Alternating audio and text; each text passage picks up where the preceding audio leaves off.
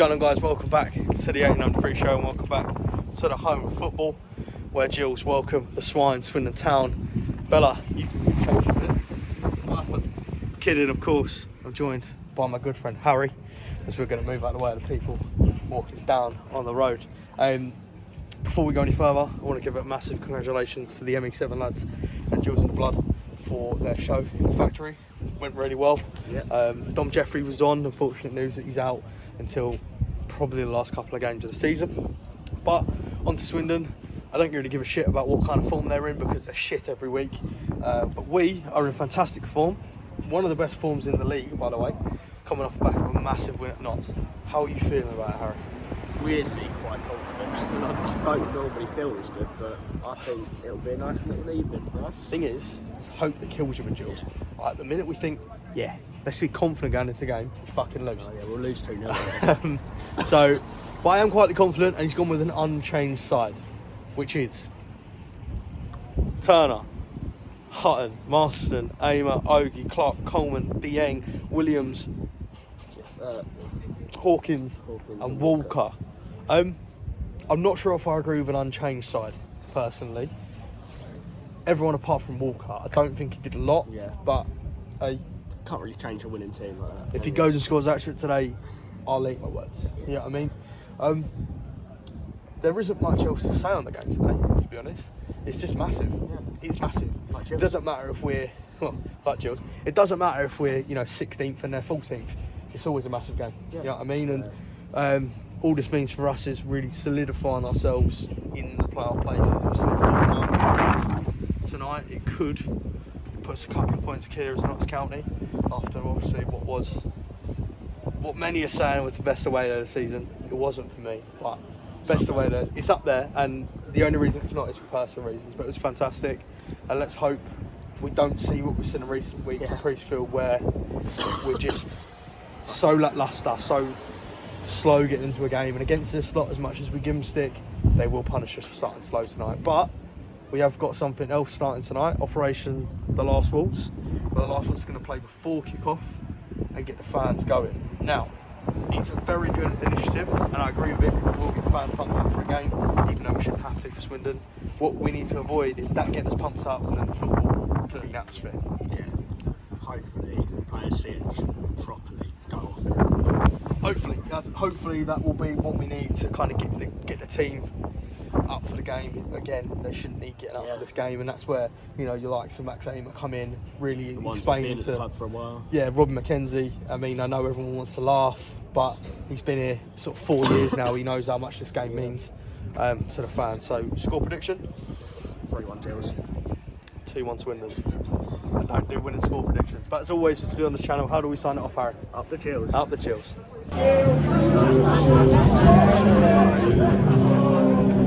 I had the last waltz with you, so long it may go together. I fell in love with you, the last waltz to last forever. It's all over now, nothing left to say, just the views and the singing.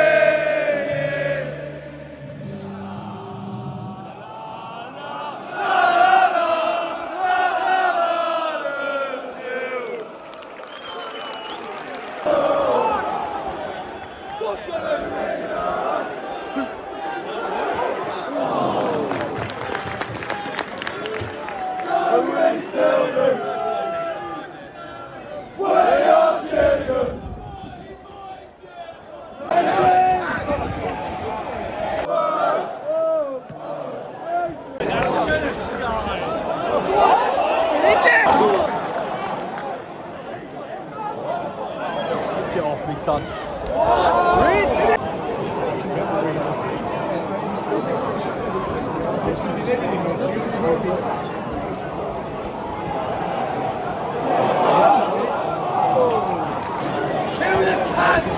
Fucking snap him! Fuck!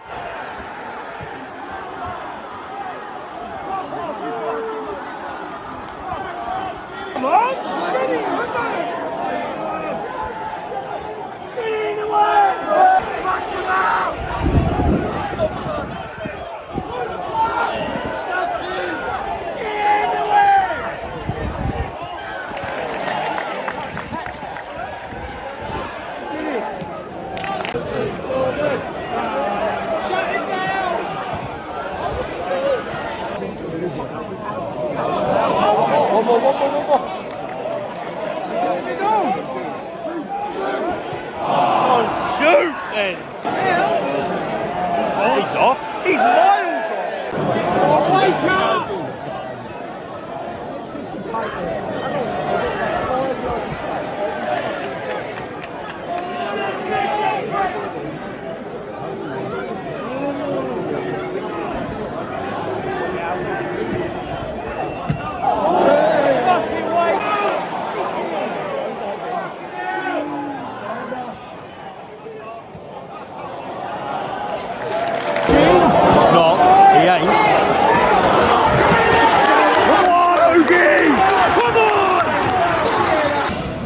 Right, the Gills fans, it is half time. It is unfortunately 1-0 to Swindon. Could be more if it wasn't for Odin putting his body on the line. Before we get to that, let's go through the first half. I think for the first 25 minutes, we were probably a better team. I think Operation Priestfield, as it was called, worked quite well.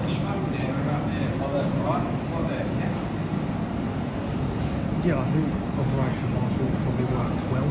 Got the fans up for it, as I'd expect them to anyway, but it was definitely a special moment, a special feeling. Hopefully you get the clip, but as a whole in the first 25 minutes, we were definitely a better team, and then we moved into the second period of the first half, and Swindon kind of came on top. They scored a goal, which was probably coming from the way that our back three sort of looks a bit all over the place tonight. It doesn't look like it's normal with itself, and it's a great finish from McGurk, and Swindon 1-0 up, and then they kind of take the ascendancy. And at the end there, the lads gone through. I think Sport Rats always have 3 or 4 chances to score. It's not been great. It's gone past down.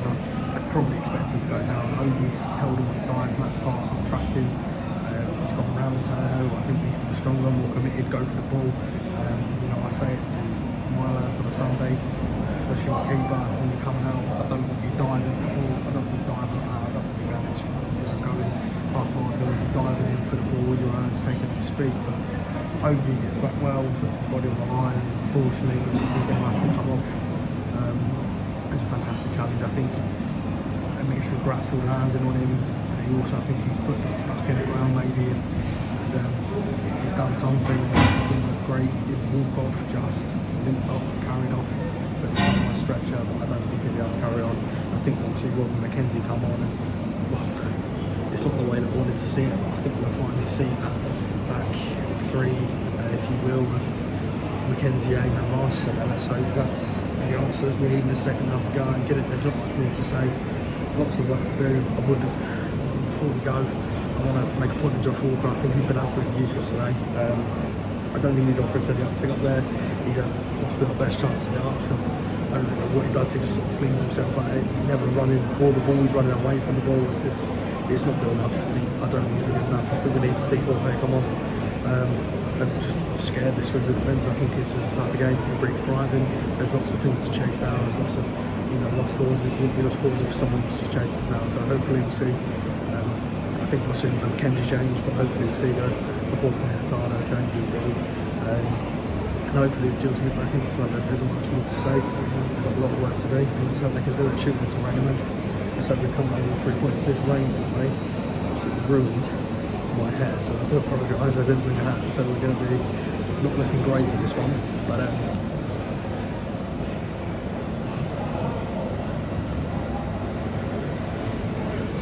But yeah, as we always do on the channel, love the Gills.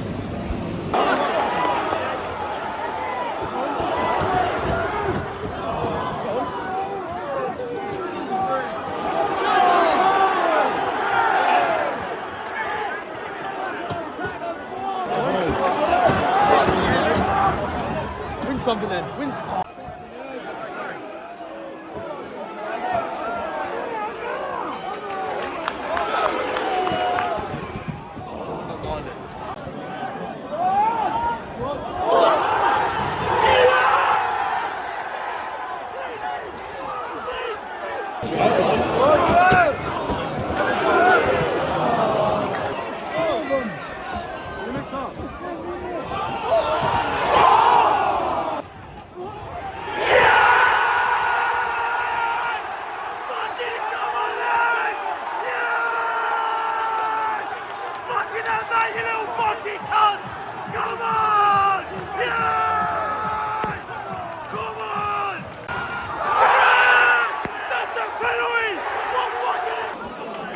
Don't miss that, Mahoney.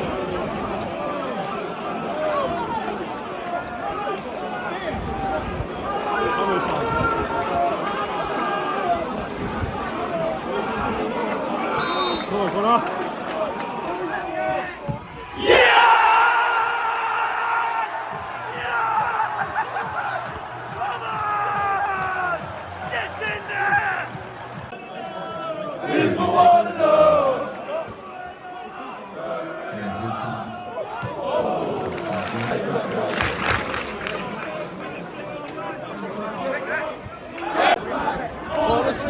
He told me this kick is fucking headache, fucking headache, fucking headache.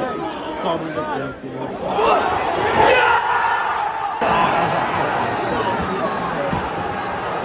That is so shit.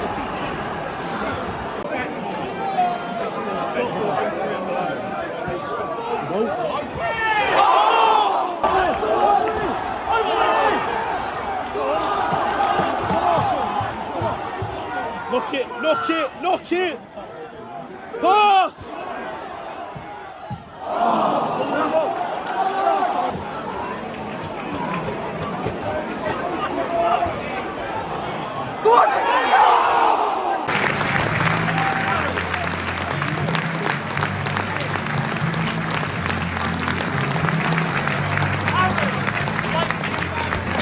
Okay then, Gills fans, that is game done, and it did end up 2-2 in the end. Swindon getting a very late equaliser in stoppage time of the game. Gillingham did very nearly win it at the end with a corner.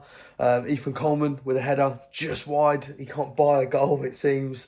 But he can't buy a goal, it seems. As he scores a goal, I think the whole crowd will go absolutely mental. And right at the end, I still, right now, don't understand how the referee can stop the game for full time where he stopped the game. So we have a corner, ball comes in. To be fair to their keeper, he makes a fantastic save. I was speaking to Harry after the game and said it was a fantastic save. I think we were unlucky. I think if that ball comes off of any other part of the defender's leg and dribbles along the floor, it probably goes in. But the work the keepers do these days, they make that save that he's made sort of 50, 60 times in training for that one moment. And it's paid off for him there. And it's a fantastic save. And then, so it's gone out for another corner and the rest blown full-time whistle. But look, we can't blame it on that. I think, to be honest, I probably agree with Stephen Clements. A draw was probably a fair result in the end. I think the first half, Swindon were a much the better team. I think the second half, we were really, really good. Obviously, we changed the system. It looked like a 4-4-2 in the end, with Ogie coming off and Walker coming off and Jorge Hurtado coming on, with Conor Mahoney going out to the right as well when he came on, and Johnny Williams out on the left. I think it worked. I think we looked really good in a 4-4-2 with sort of Mahoney and Walker. Mahoney looked really good. Obviously, he got his goal from the penalty. I think Jorge really wanted that. So he done this really amazing run through and he's wiped clean out through on goal. And then he put the ball down the spot and Max Amer had to convince him to give it to Conor Mahoney. And look, it was a great penalty, composure, calm, fair play to the lad. And I think Jorge really looked good when he comes on. The only thing I will say about him is, look, he is very good. He's very good on the ball. He commits defenders. He makes people make mistakes. But he does need to understand a bit better when to pass it and when to run with the ball. There was a couple of occasions where there was an easy ball out wide. There was a winger through and he's not played it. He's kind of turned back. But look, I think overall, we can be really happy with the performance in the second half. The first half left much to be desired. And obviously the big thing for the first half is the injury to Shadogi. It does look a pretty serious one. The way he walked off the pitch, it looks pretty serious. From sort of looking from the stands, it looked originally as though he was holding sort of his groin area. I know that when they were pointing to the bench saying it was his groin, I think possibly the way he slid, he may have a groin tear there and a pretty nasty one, the way he was walking off. But there's no news from the club as of yet, as of me recording this, and it's all speculation. Let's hope it's nothing too serious and we see Shad back, and I wish him all the best. And this obviously will give Clements a bit of a headache on what he wants to do, if he wants to keep that 3 at the back, as he calls it, 5 at the back, and obviously Robin McKenzie will come in there, or is he going to go for this 4-4-2, because it did work fairly well, but will it work in other games? I think what the 4-4-2 offered us was a lot of attacking presence, but not a lot of control on the game massively, in terms of the overloads in the pitch. So in the 3-5-2, as he likes to call it, I call it a 5. We have a lot of overloads in the pitch when your wingers are getting involved and your 2 strikers with your attacking midfielder. You can have a lot of overloads in there. We don't see it, and we didn't see it against the Swindon system, but some, like against Notts, you saw that we had sort of overloads in the counter-attack, etc. But look, that's what Clements has paid the big bucks for. That's what he's paid for, to be Gillingham Football Club manager. Look, yesterday I was really annoyed at the result. I do feel it's 2 points lost rather than a point gained. But a point is a point. You know, people have been very quick to point out to me a point's a point, and it's a point in the right direction. But I do think we should have won that game. Harry McCurdy, fair play to him. It's a fantastic finish at the end of the game. It's fantastic. There's no taking away from it, but we should have won that game. And it probably made me a bit more annoyed because of the team it was and because it was Swindon. But look, I'm happy with it. Clements is really growing on me. I saw a lot of positive things from that game. And we move on now to Newport at the weekend. I may be there. Bella should be there. I'm not 100% sure. We haven't really spoken about it. I think she's going to be there. I'm 50-50 at the moment, but if I'm there, then I'll see you guys there. If not, you will still have a video. And once again, thank you for tuning in and bearing with us during our time off. We are back, and we are back with 2 pretty fantastic games. I'm buzzing for Ollie Hawkins to get 2 in 2 now. I think that's the first time he's done that. And it was a great finish. It doesn't show it from the clips because I stopped one clip and then start a new one, but it's actually all in the same sort of moment. So the ball comes in, he hits the post with a header. He doesn't sort of rest on his laurels, doesn't rest on it at all.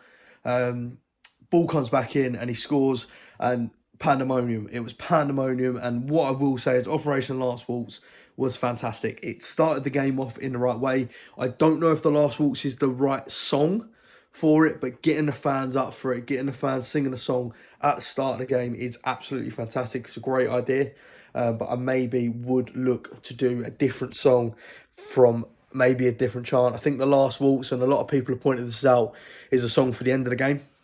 You know, when we're winning, we're celebrating that. That's our song there. Maybe it's not quite for the start of the game. It was fantastic, and the atmosphere throughout the game, as you'd expect a game against Swindon, was absolutely fantastic, barring when they were sort of on top.